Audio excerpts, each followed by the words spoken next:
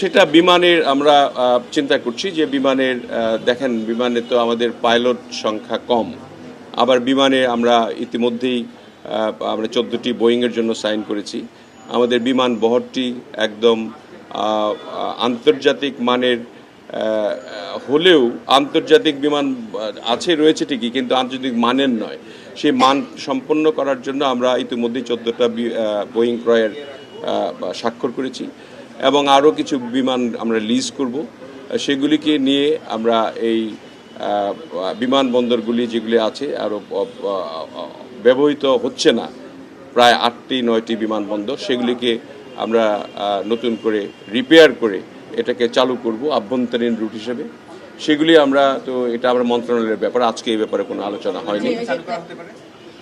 এগুলি আমরা প্রথম দিকে প্রায়োরিটি ভিত্তিক রেখেছি বগুড়া, ঠাকুরগাঁ, নীলফামারী, সৈয়দপুর এবং আমরা অতি সত্বর কক্সবাজারকে ইন্টারন্যাশনাল এয়ারপোর্ট হিসাবে আমরা নির্বাচিত করেছি। সেটা আমরা শুরু করব হয়তো 3-4 মাসের মধ্যেই।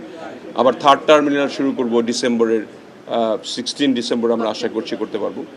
সো সব মিলিয়ে বিমান এবং পর্যটন মিলিয়ে যে কথাগুলি হলো, আমার মনে হয় জেলা প্রশাসক বৃন্দ সবাই উৎসাহিত হয়েছে এবং তারা আমাদের সঙ্গে কাজ করবেন।